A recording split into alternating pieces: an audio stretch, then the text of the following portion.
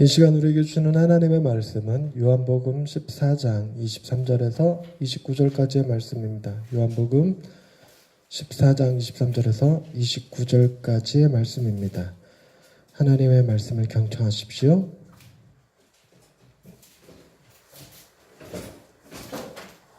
그러니까 사람이 나를 사랑하면 내 말을 지키리니 내 아버지께서 그를 사랑하실 것이요 우리가 그에게 가서 거처를 그와 함께 하리라. 나를 사랑하지 아니하는 자는 내 말을 지키지 아니하나니 너희가 듣는 말은 내 말이 아니요 나를 보내신 아버지의 말씀이니라. 내가 아직 너희와 함께 있어서 이 말을 너희에게 하였거니와 보혜사 곧 아버지께서 내 이름으로 보내실 성령 그가 너희에게 모든 것을 가르치고 내가 너희에게 말한 모든 것을 생각나게 하리라. 평안을 너희에게 끼치노니 곧 나의 평안을 너희에게 주노라. 내가 너희에게 주는 것은 세상이 주는 것과 같지 아니하니라. 너희는 마음에 근심하지도 말고 두려워하지도 말라. 내가 갔다가 너희에게로 온다 하는 말을 너희가 들었나니 나를 사랑하였더라면 내가 아버지께로 감을 기뻐하였으리라. 아버지는 나보다 크심이라. 이제 일이 일어나기 전에 너희에게 말하는 것은 일이 일어날 때 너희로 믿게 하려 함이라. 아멘. 이 말씀 통하여 우리에게 내베푸시길 원합니다. 아멘. 세상이 어떻게 생겨나게 됐을까요? 두 가지 개념이 있습니다. 하나는 우주의 미세먼지의 폭발 뽕! 빅뱅에 의해서 어마어마하게 오랜 시간이 거치면서 정말 정교하게 태양과 지구의 사이가 딱 이 거리가 되었고 지구의 중력의 세기가 딱 이 정도가 되었고 짐승이 점점 진화해서 사람이 되었고 어느 순간 인지혁명이 일어나서 사람들이 힘을 갖게 되었고 사람의 과학 문명이 발전해서 오늘날에 이르게 되었다라고 생각하는 게 하나의 개념입니다. 또 하나의 개념은 미세먼지가 뽕하고 터지기 전에 이미 신께서 아주 정교한 계획을 가지시고 이미 인류의 모든 것들을 다 창조하셔서 인간은 진화된 존재가 아니라 지금 이대로의 모습으로 창조되었다라고 생각하는 개념입니다.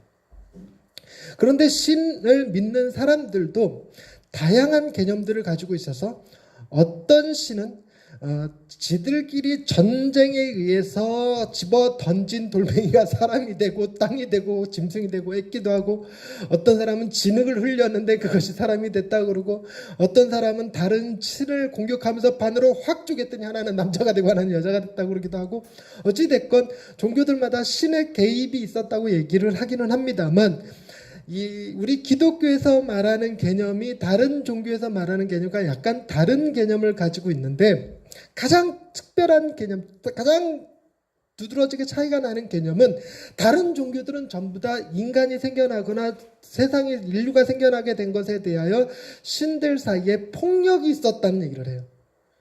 그래서 일종의 전쟁이나 폭력에 의해서 혹은 시기나 질투에 의해서 혹은 암투에 의해서 인간이 생겨난 것에 비해 하나님은 너무나도 정교한 계획을 가지시고 아름답게 그림을 그려나가듯이 세상을 창조해냈다라고 얘기를 합니다.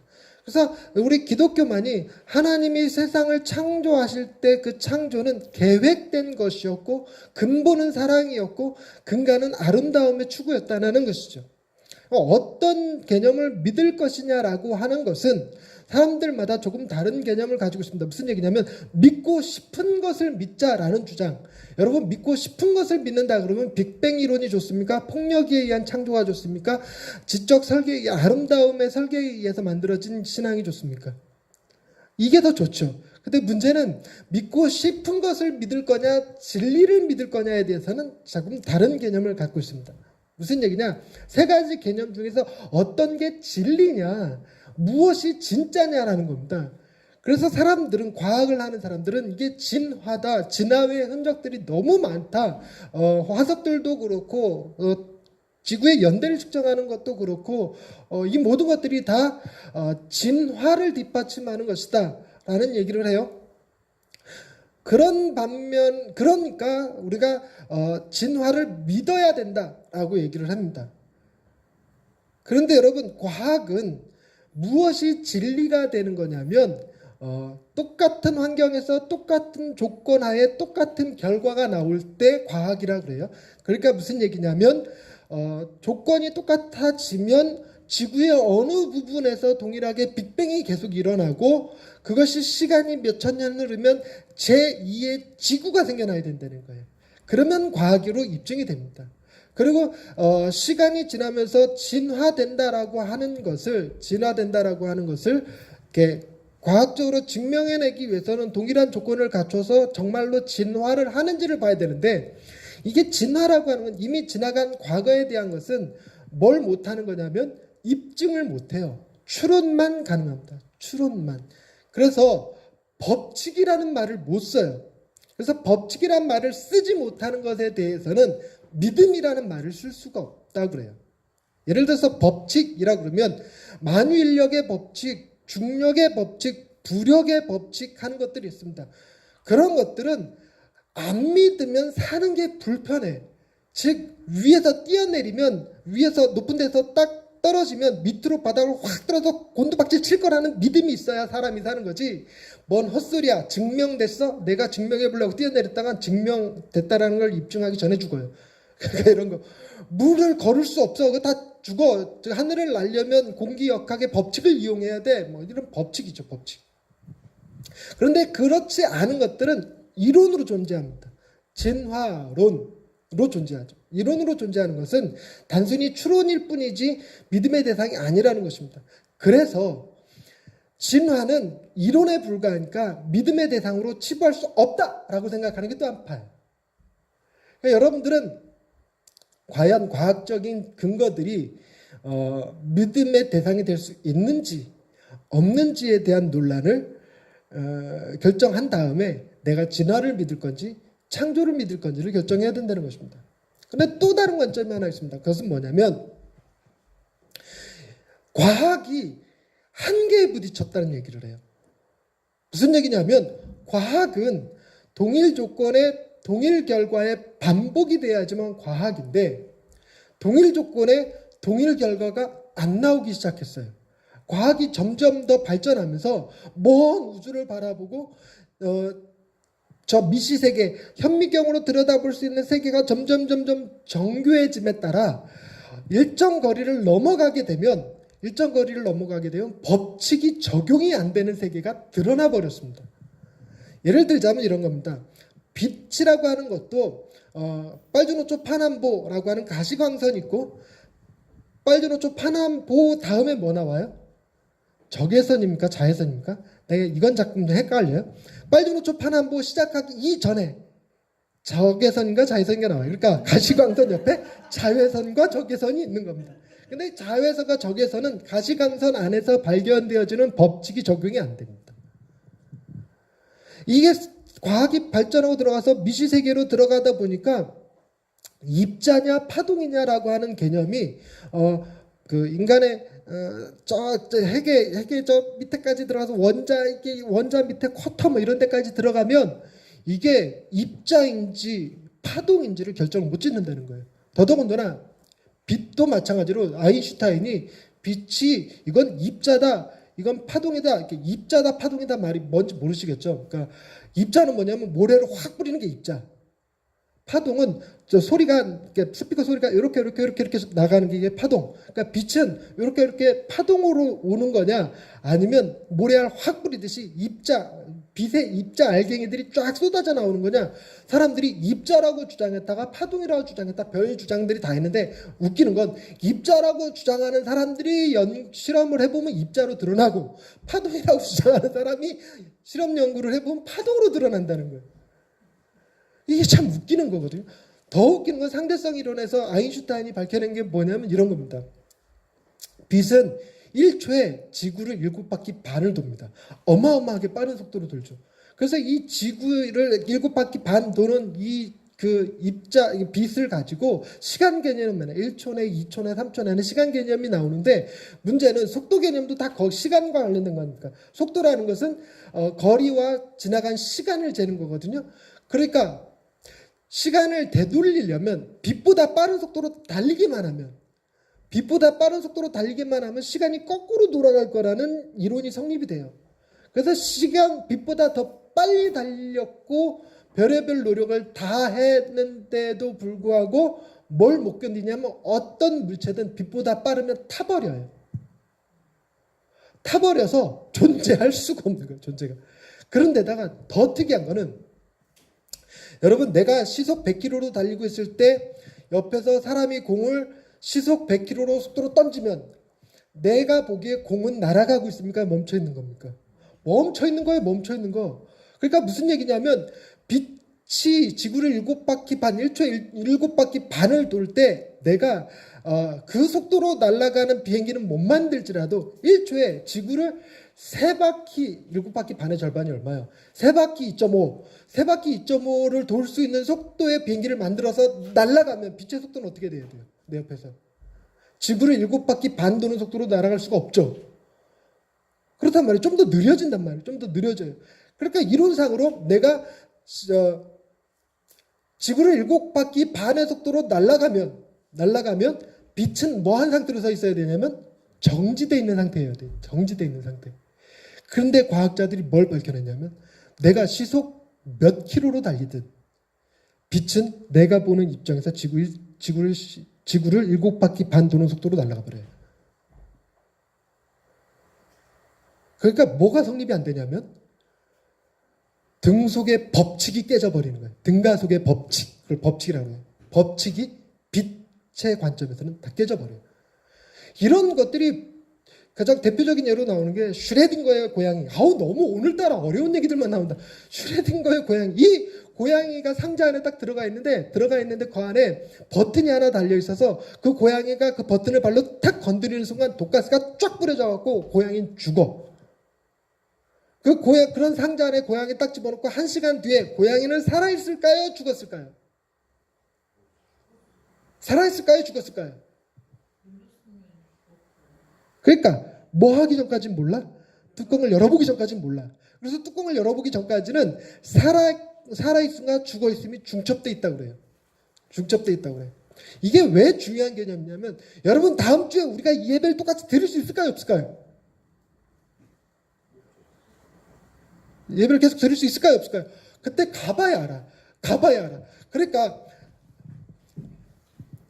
우리 애들이 정말 열심히 공부를 했어. 그럼 시험을 잘 볼까 못 볼까? 봐봐야 알아. 그걸 불확정성의 원리라고 그래요. 그러니까 시간 개념에 들어가 버리면 이게 법칙이 적용이 안 되는 거예요. 여러분 그래서 그 법칙이 적용이 안 된다는 과학적으로 뭐라고 얘기하냐면 내일 해가 뜰 거라고 생각해? 안 뜰 거라고 생각해? 너에게 물었어.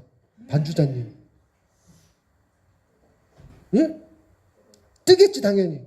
왜냐하면 오늘도 떴고 어제도 떴고 그제도 떴고 한 번도 안 뜬 적이 인류 역사상에 존재하지 않기 때문에 반드시 내일도 떠. 근데 이거는 과학이 아니라 믿음이에요. 과학으로는 내일 돼봐야 안다예요. 내일 돼봐야 안다. 그래서 그 개념이 뭐에게까지 확장됐냐면 아직 엉뚱한 소리만 계속하는 것 같은데 만유인력의 법칙, 부력의 법칙, 중력의 법칙, 그거는 법칙이기 때문에 제가 아까 뭐라고 했어요? 믿을 수 있는 믿음의 대상이라고 했잖아요. 여기 시간이 딱 들어서 지금은 믿을 수 있지만 내일은 믿을 수 있는 걸까? 내일 돼봐야 하는 걸까? 돼봐야 하는 거예요. 행성이 와서 부딪혀버리면 중력의 법칙, 부력의 법칙 다 깨져버려. 그러니까 내일 돼봐야 자연의 조건이 지금과 동일할 수 있는 점인지를 알아요. 그래서 과학에서는 법칙을 뭐라고 했냐면 내일도 만약 오늘과 동일한 조건이라면 내일도 중력의 법칙은 적용되고 내일도 뭐 부력의 법칙은 만유인력의 법칙은 적용되고 하는 식이에요. 근데 여러분 신앙이라고 믿음이라고 하는 것은 현재를 기점으로만 생각되는 것이 아닙니다. 우리의 먼 과거와 우리의 먼 미래를 다 얘기해야 되는데 이건 과학의 영역이 아닌 겁니다. 그렇기 때문에 시간을 넘어서 버리는 건 과학의 영역이 아니니까 창조냐 진화냐는 믿음의 과학이 건드릴 수 있는 분야가 아니라는 거예요. 그럼 남는 건 두 가지밖에 없어요. 폭력에 의한 창조냐, 계획에 의한 창조냐라는 계획이. 그런데 여기서 문제가 생겨나는 게 뭐냐면 여러분 신이란 어떤 존재여야 하느냐에 대한 개념이 사람마다 조금씩 달라요. 동양인과 서양인의 관점이 조금 다르고 이 팔레스타인 지역의 사람들이 조금 다르고 시대마다 조금씩 다르고 그래요. 옛날에는 비교적 진노하시는 하나님, 심판하시는 하나님에 대한 믿음이 좀 더 쉬웠어요. 그래서 잘못한 사람들에 대해서 벌을 주시기를 원했어요. 그래서 그때 당시에는 지진이 난다거나 해일이 일어난다거나 전염병이 도는 거에 대해서 그것으로 인해 하나님을 부인할, 신을 부인할 근거로 삼지 못하고 도리어 뭐 하는 근거로 삼냐면요, 그러므로 신이 있다라고 생각했어요. 근데 오늘날은 신을 그렇게 심판과 진노로 의미하는 게 아니라 오늘날 신의 개념은 뭐에 가까웠냐면 사랑으로 가까워요. 사랑으로 가깝기 때문에 오늘날에는 지진 해일이 일어나거나 세월호 사건이 터지거나 화산이 터져서 사람들이 죽거나 하는 일이 발생하면 신의 존재를 자꾸 의심하게 됐어요. 신이 있는 거 맞냐? 이런 얘기를 하게 된 거죠. 이런 얘기를 하게 된 근거가 뭐냐면 과거에 비해서 오늘날은 도덕이라고 하는 것, 죄책감이라고 하는 기준이 굉장히 얇아졌어요. 굉장히. 그래서 옛날 사람들한테는 이렇게 얘기했어요. 너 그렇게 살면 안 돼. 그러면 젊은이들이 죄송합니다. 똑바로 살겠습니다. 이렇게 얘기를 해요. 오늘날은요. 젊은이들한테 그렇게 살면 안 돼. 어떻게 사는 게 안 되는 건데요? 그 기준이 뭔데요? 이래요. 내가 좋으면 좋은 거고 내가 싫으면 싫은 거 아닌가요? 내가 싫은데 지금 6시를 넘겨서 10분을 더 일하고 가야 돼요? 시간은 칼퇴근이죠. 이런 거. 기준이 바뀌어버렸어요. 기준이. 그러니까 기준이 바뀌었다 보니까 사람들 스스로가 나는 악하다라는 생각을 별로 안 해요. 그 근거가 되는 게 뭐냐면 사람들이 어떤 잘못을 저지르면 그 사람을 나쁘다라고 얘기하지 아니하고 뭐라고 그러냐면 무의식 세계에 트라우마가 있다. 저 사람의 기질상 그런 특징들이 드러나는 것이다. 죄라고 표현하지 않고 고칠 수 있는 어떤 질병 정도로 조현병으로 취급해버리고 사람들이 죄를 범했어도 그 사람을 딱 봐서 사이코패스인 것 같으면 감옥으로 안 가고 어디로 가요? 병원으로, 정신병원으로 가죠. 이런 형태로 바뀌었어요. 그러니까 죄라고 하는 개념이 얕아져 버리다 보니까 진노하시는 하나님, 죄 없는데 우리한테 도대체 왜 진노하냐는 거예요. 막말하면 안 되는데 단적인 예로 세월호 사건은 하나님이 심판하셨다라고 얘기하면 불편한 게 그 배 안에 탄 우리 학생들, 단원과 학생들이 죄가 어디 있어? 라고 묻는 거예요. 죄가 어디 있어? 근데 그 단원과 학생들이 그때 고등학교 2학년이었거든요. 너 지금 몇 학년이야? 고등학교 3학년? 얘 죄 있어 보여요? 없어 보여요? 키워보니까. 이쁜 딸이에요? 전현이요?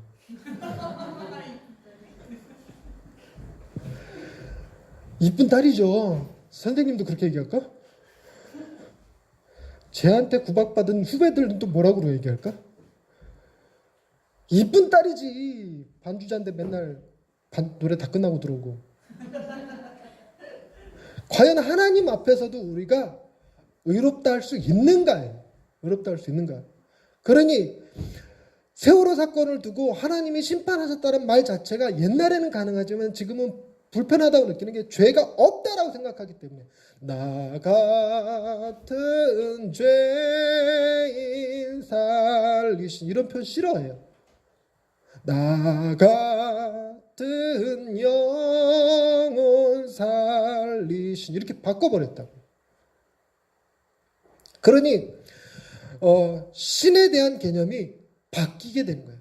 그래 옛날에도 어느 지역은 사랑, 어느 지역은 심판. 지금도 사실은 유럽권은 사랑의 하나님이 오히려 더 좋아. 그래서 거기는 심판하는 하나님을 믿을 수 없다. 그래갖고 거기서 찰스 디킨스 같은 사람은 신은 없다라는 책을 쓸 때 거기다 뭐라고 썼냐면 자기가 만든 자기 백성을 지옥으로 보내는 그딴 신 필요 없다. 이런 거를 막 그 차에다 붙이고 다니고 막 그랬어. 근데 동양인들은 무조건적인 사랑을 베푸시는 신, 그딴 신 필요 없다 이렇게 얘기해요. 잘못을 했으면 벌을 줘야지. 심판하시는 하나님을 우리는 믿어요. 그래서 우리는 언제나 우리 개념에 옥황상제와 염라대왕이 같이 계시지만 우리는 늘 언제나 염라대왕이 먼저 떠오르는 사람들이에요. 그게 신의 개념에 더 가까워요. 신의 덕입니다. 그럼에도 불구하고 오늘날 수많은 종교들이 다 이제 뭐를 많이 주장하게 했냐면 신은 사랑이 많으신 분이다라는 얘기를 많이 했어요. 신은 사랑이 많으신 분이다. 그런데 세상의 다른 신들은 다 혼자 존재해요. 혼자. 이 신과 저 신이 서로 교제하지 않아요. 그리스 신화만 이 신과 저 신이 교제하고 거기는 인간들처럼 살아가는 신화이고 신이 오직 혼자 존재해요. 그러니까 유일신이라는 얘기가 아니라 자기네 신은 이 신이고 니네 신은 저 신이고 이게는 다원주의적 개념입니다. 기독교는 신은 하나다. 다른 종교에는 신이 없다라고 하는 지극히 폐쇄적이고 배타적이고 고집불통적이고 나쁜 종교가 기독교예요. 그래서 다른 종교에서 기독교를 비난하는 거예요. 니네는 니네만 옳다고 얘기한다. 산에 올라가는 길이 이 길도 있고 저 길도 있고 이쪽 길도 있지 니네 길만 길이야? 여기서 부산을 갈 때 미국을 거쳐서 가든 중국을 거쳐서 가든 다이렉트로 가든 뭔 상관이야? 미국만 가면 되지. 부산만 가면 되지. 근데 니네 길이 다이렉트 길인지 미국을 거쳐가는 길인지 중국을 거쳐가는 길인지 그건 어떻게 할 거야? 이런 거죠. 우리는 뭐라고 주장하는데 미국을 거쳐서는 부산 못 가. 중국을 거쳐서는 부산 못 가. 왜 못 가는데 배표 다 끊겼고 비행기도 배 다 끊기도 없어 그냥. 오로지 다이렉트로 가는 것밖에 없어. 이 길로 안 오면 다 부산 못 와. 다 잠궈버릴 거야. 이런 거예요. 그래서 괜히 기독교는 옹고집스럽고 나쁜 종교처럼 비춰지기는 하는데 과연 그럴까? 신이라고 하는 존재가 혼자 존재하면 그 신이 인간을 창조하기 전까지는 어떻게 있었냐면 혼자 있었어요. 혼자 있는 신이라면 사랑을 할 수 있어요, 없어요? 못하죠. 자기 자신을 막 사랑해. 사랑해. 그럼 그게 신이야, 미친놈이야.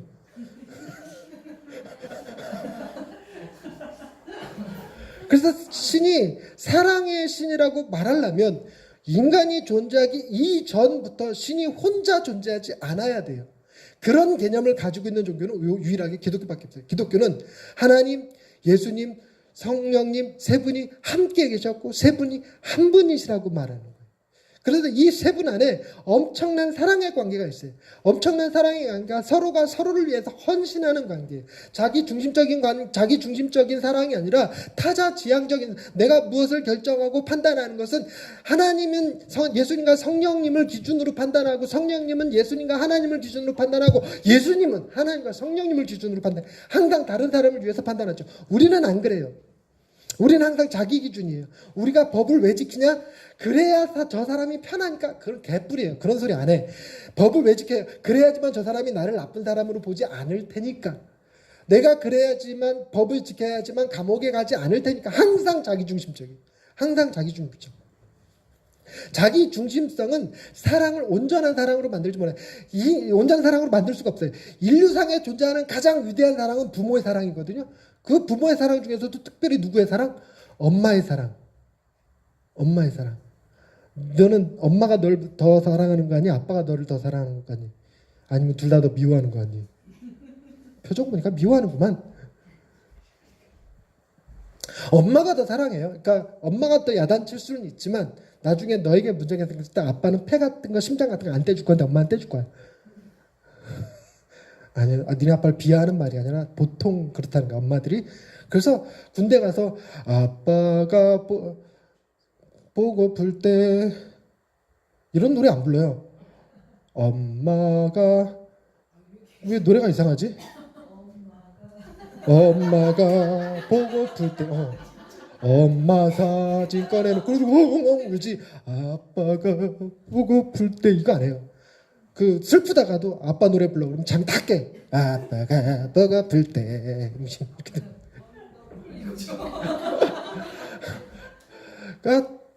그러니까 엄마의 사랑이 가장 인류에 있어서 가장 위대한 사랑으로 치부를 하지만 엄마가 타자 지향적 사랑을 할까?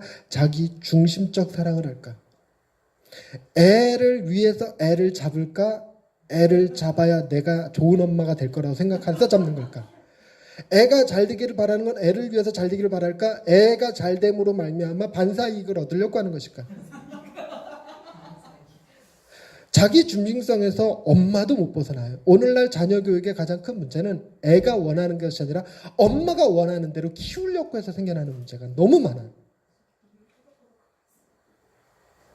애들을 학원에 보내고 애들을 야단치고 하는 모든 문제들은 공공질서를 지켜야지가 아니라 엄마 망신 주지 마 이거예요. 오늘날의 문제는 그래요. 그런데 오직 타자지향적 사랑의 관계를 갖고 있는 유일한 신이 있으니 그게 바로 하나님, 예수님, 성령님. 그래서 세 분은 한 분이시다라고 말할 정도의 그 존재만이 사랑을 갖고 있습니다. 그래서 신이 인간을 창조할 때 사랑을 나누던 그 신이 무엇이 부족해서 인간을 만드는 게 아니잖아요. 인간을 만드는 게 아니란 말이에요. 다른 종교는 폭력에 의해서 인간이 만들어졌기 때문에 신이 인간을 사랑해야 될 특별한 이유가 없어. 좋은 일 할 때, 착한 일 할 때만 사랑해주고 나쁜 일 하면 때리고 패고 지옥 보내고 심판하고 하는 게 더 강해요. 그런데 이 삼위일체 하나님, 우리 종교의 하나님만 풍성한 사랑을 나누고 있어서 인간이 필요한 존재가 아니에요. 인간으로부터 섬김을 받아야 되는 것도 아니고 인간이 있어야 이 세 분의 신이 편안한 것도 아니고 그렇게 전혀 없어요. 전혀 없어. 이미 천사들도 있기 때문에 수종드는 존재들은 다 있었단 말이에요. 근데 왜 천사는 천사대로 있는데 사람을 만들었을까? 그것도 당신의 형상을 따라 만들었을까? 이유는 하나예요. 당신들이 누리시는 그 어마어마한 사랑의 관계를 확장하기 위해서 그래요. 달리 얘기하자면 당신의 형상으로 지은 존재를 당신의 사랑 가운데로 같이 동참시키기 위해서. 엄마와 아빠가 너무너무 사랑하는데 아기를 왜 낳을까? 아기를 낳고 아기가 엄마 아빠 사랑 가운데로 들어와서 같이 사랑할 수 있도록 그 개념으로다가 인간을 만들었어요. 그래서 이 기독교만이 신을 사랑이다라고 말할 수 있는 근거가 있고 인간은 사랑받기 위한 존재라는 근거가 거기서 나와요. 그래서 인류 역사에 지금 사회적으로 통용되어지고 있는 다양한 그 심리학적 과학적 근거들, 그러니까 사회문화적 근거들, 즉 인간은 존귀한 존재다. 인간은 함부로 다뤄서는 안 된다. 인간은 총에 맞아서 쓰레기 더미에 벌어져서는 안 된다라고 하는 다양한 개념들. 사람은 성실해야 된다. 사람은 이웃의 사랑, 안전을 확보해줘야 되고 이웃을 해치면 안 된다는 모든 것들이 다 자기네들이 주장하는 자연 발생적 약유 강식적 유전자 무슨 유전 우성 유전자 그 뭐라고 그러더라?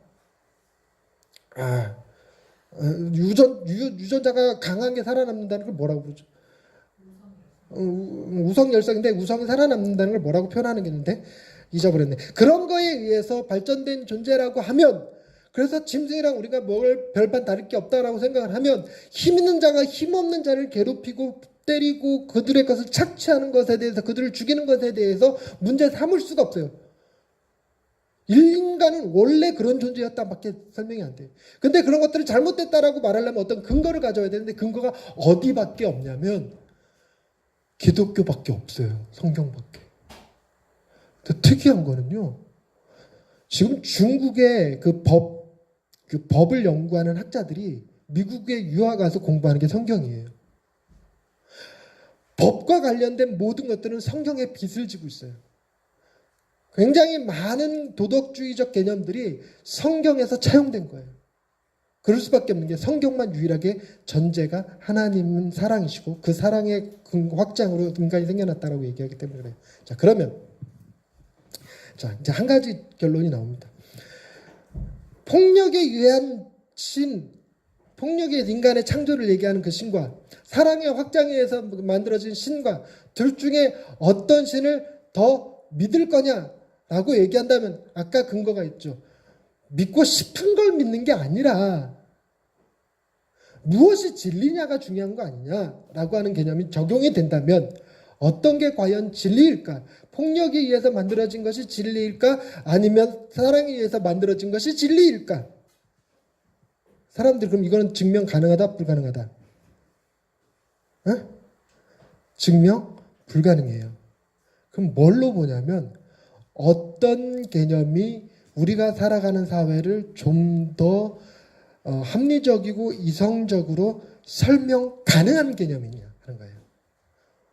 즉 태양을 직접 보는 것은 어려울지라도 태양이 비춰주는 만물들을 보면서 보면서 태양의 존재를 유추할 수 있듯이 우리가 살아가는 삶을, 우리의 삶의 모습들, 양심의 소리라든가 우리의 마음에서 나오는 자유에 대한 갈망, 행복에 대한 갈망, 미래에 대한 소망, 이런 것들을 다 들여다봤을 때 과연 폭력에 의해서 만들어진 존재라는 개념과 사랑에 의해서 만들어진 존재라는 개념 중 어떤 게 더 우리의 삶을 더 합리적으로 설명 가능하게 하는가? 즉 실마리가 어느 쪽이 더 많은가?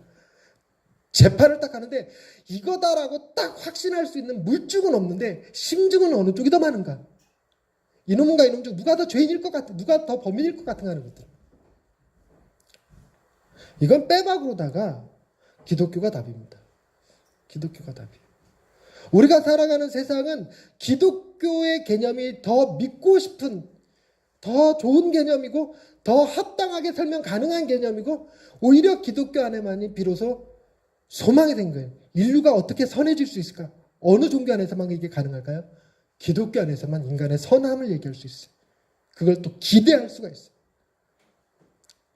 근데 하나님과 예수님과 성령님에 관한 이야기를 성경에서 한 방에 한 장소에서 찾기는 쉽지 않아요. 한가운데서 찾기 쉽지 않아요. 그런데다가 찾기는 찾았는데 그것과 사람과 연결시키기에는 또 쉽지 않아요. 근데 오늘 본문은 하나님과 예수님과 성령님이 같이 등장하면서 사랑의 개념으로 묶여 있어요. 23절 예수께서 대답하여 이르시되 사람이 나를 사랑하면 내 말을 지키리니 내 아버지께서 그를 사랑하실 것이요. 아버지 등장했습니다. 예수님이 뭐라고 얘기하냐면 누구든지 내 말을 지키면 나를 사랑하면 내 말을 지킬 것이다. 주님과 제자들과 주님의 말씀을 듣는 자들과 무슨 관계를 맺어요? 사랑의 관계를 맺어요. 즉 네가 내 말을 들으면 내가 너희에게 물건을 주겠다라고 하는 계약 관계가 아니에요. 계약 관계가 아니라 사랑의 관계로 엮어져요. 사랑의 관계. 그리고 아버지도 사랑할 것이고 더 나아가서 보세요. 우리가 누구예요? 아버지와 예수가 그에게 가서 거처를 그와 함께 같이 살겠다. 같이 살겠다. 같이 사는데 뭐 하면서 살겠다? 내가 너희를 부려먹으면서 사는 게 아니라 잘 보세요. 개념을. 지금 우리가 있고 예수님이 있고 하나님이 계셔요. 이 개념 잘 보셔야 돼요. 지금 이 말씀, 이 구절 속에서 우리는 누구를 사랑하고 예수님을 사랑한다. 관계가 너희가 나를 사랑하면 내 말을 지키리니까 우리가 예수님을 사랑하는 거예요. 사랑함. 그렇게 되면 하나님이 아버지께서 너희를 사랑하고 우리를 사랑해요. 그런데 그 하나님과 예수님이 우리와 함께서 산대요. 지금 보세요. 타자지향적으로 돌고 있어요. 사랑의 회전. 이게 유일한 삼위일체 하나님의 관계성이에요. 삼위일체 하나님의 관계성 속에 우리가 들어가요. 뭐 함으로? 주님의 말씀을 지킴으로. 우리는 생각하죠. 어떻게 지키냐고. 때로는 지키고 때로는 못 지키고. 우리는 자기 중심성이 강하고 우리는 부족한 사람인데. 근데 걱정하지 마. 또 한 분이 등장해요. 26절 보혜사가 같이 동행하는 자예요. 옆에서 협력하는 자. 보혜사 곧 아버지께서 내 이름으로 아버지께서 누구 이름으로? 내 이름으로. 보혜사에 지분이 둘이 껴있지. 이런 개념 때문에 삼위일체 개념이 나오는 거예요. 성경에 삼위일체라는 말은 나오지 않는데 삼위일체를 빼버리면 설명할 수 없는 부분들이 너무 많아. 특히 오늘 본문 같은 거. 아버지께서 내 입으로 보내실 성령 그가 너희에게 모든 것을 가르치고 내가 너희에게 말한 모든 것을 생각나게 하리라. 잘 보세요. 우리가 주님의 말씀을 지키는데 필요한 것은 힘이 아니에요. 주님의 말씀이 무엇인지를 아는 거예요. 그래서 지킬 수 있도록 성령이 뭐 하느냐면 우리를 가르치시고 생각나게 해주셔요.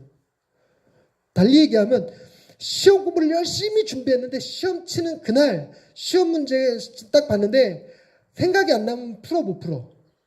못 풀어. 시험 끝나고 생각나면 소용 있어 없어? 없어. 그렇기 때문에 시험을 잘 보기 위해서는 시험 공부를 잘 하는 것도 중요하지만 순발력도 중요해.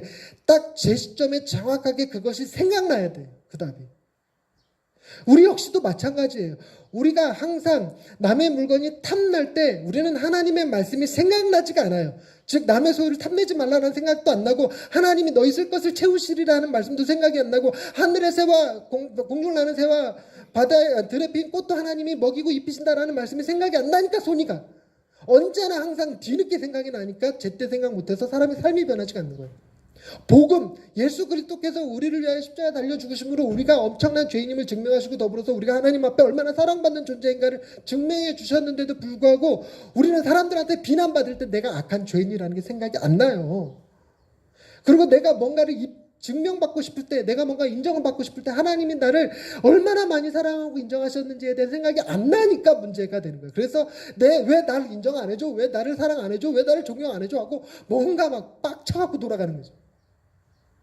전문 용어 썼는데 알아듣고 계시나 모르겠네. 빡친다. 근데 그 일을 가능하게 해주시는 분이 계시다는 거예요. 누구예요? 성령님. 보혜사 안 떠나고 내 옆에서 같이 있어요. 같이. 그분이 생각나게 하실 거고 그분이 지키게 할 거라는 얘기예요. 자, 순환 논리라고 말씀드렸어요. 성령님이 우리 옆에 서서 왜 예수 그리스도의 말씀이 생각나게 하고 가르쳐 주시는 걸까? 그래야지만 우리가 주님을 사랑하는 거가 되고 그 주님을 사랑하는 거가 돼야지만 하나님께서 우리를 사랑하시는 거가 되고 그래야지만 우리가 하나님과 예수님과 동일하게 같은 공간에서 함께 거처를 할 수 있기 때문에 성령님은 이 안에서 얻는 유익이 뭐예요? 없죠. 이게 타자지향적이에요.